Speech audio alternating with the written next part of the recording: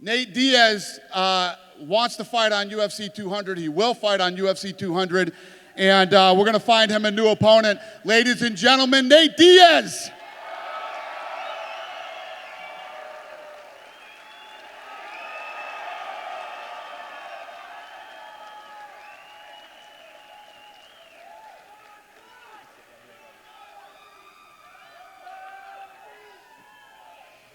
All right, who has the first question? Kevin. Yeah, Dana, I guess two questions. First one for you. I'll go after what that guy over there said. Where's McGregor? I think he's in Iceland. Can you give us an update what's going on with that? I mean, everybody knows. I mean, this thing is pretty much played out in the media. I mean, anybody who's sitting up here and anybody who's fought for the UFC over the last 16 years knows that, we try to give as much leeway as we can on things, but you have to show up to promote the fight. You have to show up to the press conferences and shoot the commercials. I mean, is it too much to ask to try to shoot a commercial or to do the promotion for the fight? I mean, a lot of these guys came here from different parts of the world, Brazil and New Jersey. These guys all came. They have better things to do, and they're here. It's part of the job. It's what we do here. It is what it is. Who is Nate going to fight? I don't know. We're going to figure that out. Obviously, we couldn't. We didn't make a fight that fast. And listen, we gave Conor every opportunity in the world to get here too. We get criticized a lot for bending too much for Conor, and we do. Conor is a guy who has stepped up and fought in big fights on short notice, and I respect Conor very much as a fighter, and I like him. But you have to show up and do this stuff. I think it was UFC 69, right? Didn't you do the Ultimate Fighter here and do the press conference in Houston via satellite? Did you ever think of doing that with him today and having him on satellite as an accommodation? Is that fair? We could have beamed Jose in from. I don't know if you guys remember the last time Conor was fighting Jose. Jose's sister was getting married, and he was sitting right here for that fight. Jose flew in for that press conference. He stayed here for most of the questions, and then for him to be able to get time to get back for his sister's wedding the next day, he had to leave, and he did it. And many fighters have done this and had to sacrifice certain things to be here. It's part of the job. It's the one thing that you have to do.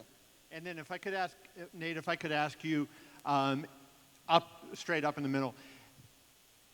I just wanted to ask you, Nate, how have you taken all this? And so right now you don't really know who you're going to fight. Is there anybody out there, rumors of GSP being on the card? And I know, he fought your brother, maybe Robbie Lawler. Is there any thought in your mind of who you would prefer to fight? And how have you dealt with all this McGregor situation?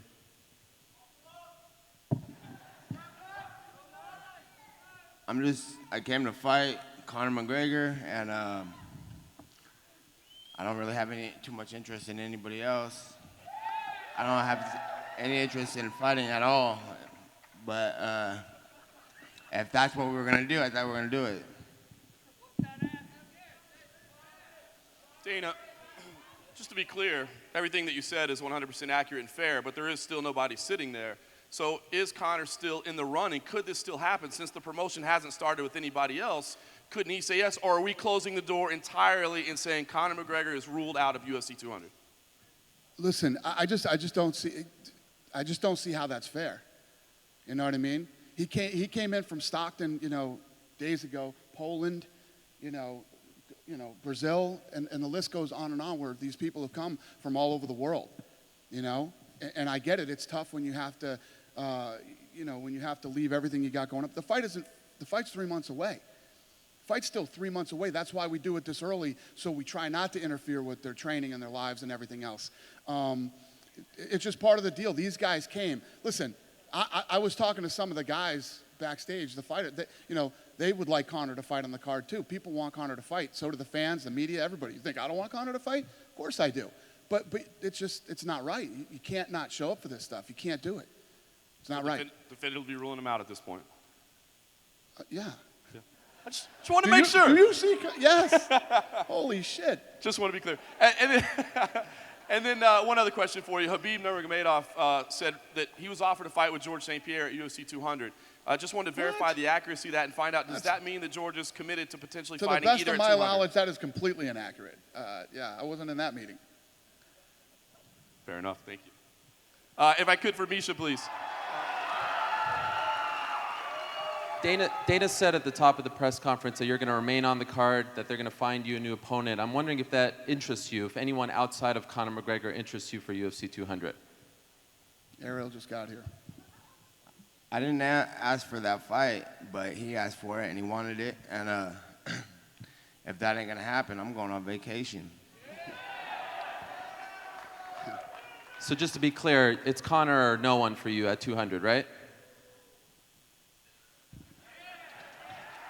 And I'm also wondering if you read what he wrote on Facebook yesterday and if you understood, you know, you and your brother have sometimes had issues with doing media tours and things like that. Do you kind of understand where he's coming from a little bit? He's got a lot of catching up to do, so there ain't no time for this shit. You know what I'm saying? It's like, I've been dodged all this for years. I've been in trouble for it, you know? So I understand, it's all good. Let him do his thing, get his train on, and then get ready to fight. It's all good with me. So have you told Dana, say, look, this is the fight that I want, this is the fight that people want, let's just make the fight. If you're okay with it, have you tried to have that conversation with him? Hey, that's what he wanted, and I'm down for whatever. Like I said, I'm gonna come here to fight if we're gonna get that fight going. If not, I'm going on vacation, for real. And just for you, Dana, obviously this